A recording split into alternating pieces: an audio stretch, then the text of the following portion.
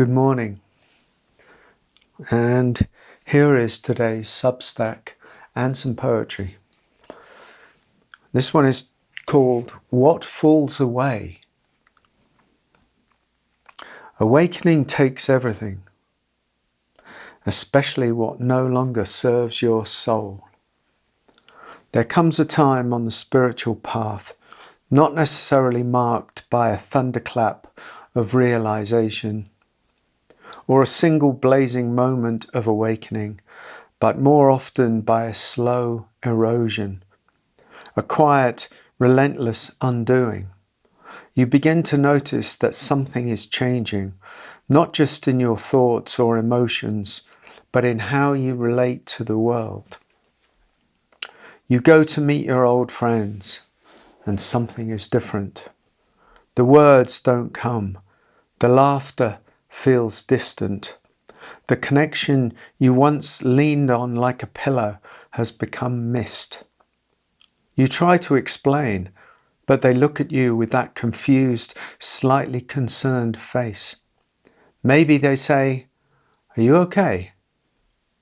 Or maybe they don't say anything at all. But you feel the message, come back to who you were. But you can't. And here is the heart of it. You can't carry the old and the new. When awakening begins to stir, even subtly, it pulls at the very roots of your identity. The conditioned self, the one who agreed to the silent contracts of society, family, friendship, is no longer fully in charge. The deeper current of truth begins to flow through, and with it comes a strange and often painful freedom. Because what falls away is not just what you thought you didn't need, it's often what you thought you could never live without. Friendships, family bonds, the games you played to stay comfortable, to belong, to be seen. You begin to see the patterns, not just in others, but in yourself. The ways you performed, kept quiet, laughed along, agreed when you didn't. And now that performance is impossible. Not because you've become better or above it, but because it hurts to stay untrue. There's grief in this. There's loneliness. There's a limbo, a space between worlds. The old world, the matrix of contracts and compliance, no longer holds you. But the new world, the one born of transparency, love, and real presence, is still forming. You might find yourself misunderstood. You might try to spiritualize your friends, to bring them along. I did. It doesn't work. You can't force this path on anyone. It must arise from within, in its own time, or not at all. And so you walk, sometimes alone, sometimes confused, sometimes elated by the simplicity of truth. But always, if you stay with it, if you honor the flame that's been lit, you will begin to feel the emergence of something real. Not a better version of your old life, but a new foundation entirely. Not built on performance or pattern, but on presence. This is not destruction. This is purification.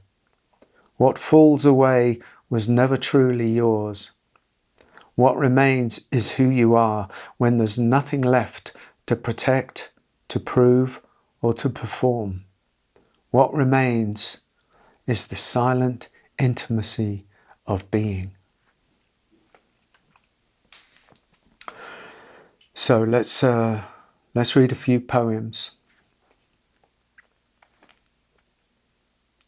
Silence is the greatest teacher and the most ruthless guide. giving you nothing and everything at the same time. The thinnest veil separates resistance and acceptance.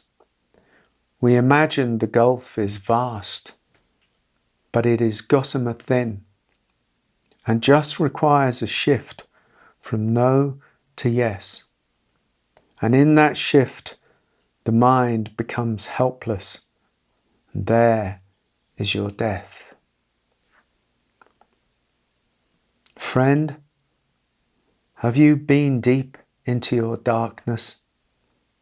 If you have not, then something will always be missing from your transformation, and it will constantly try and get your attention. You will not find peace by avoiding the fire. The peace you seek is inside the burning.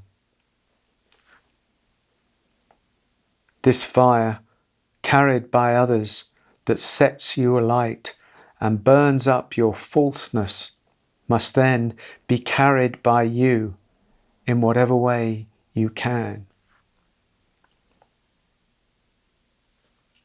Yanked from the safety of unconditional warmth, where we lived and grew for months, fed and nurtured and always held, unaware of what awaits. How was it we appeared as if from nothingness and grew these fingers and toes and incredible inner systems of life? Friend, we live in forgetfulness and take it all for granted. How rude and selfish we are that we forget so much. Last one, the only reality. There is no reality anymore. Nothing is real. Trust no image or projection.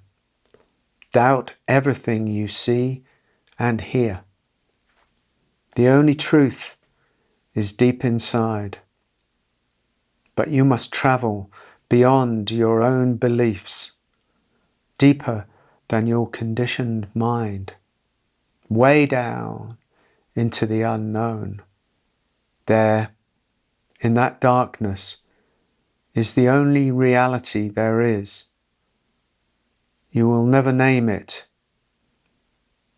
never own it, but it will inform your every action and offer you an integrity, a naturalness unavailable to the surface self. All else is a dream. Thanks for watching and listening. Bye-bye.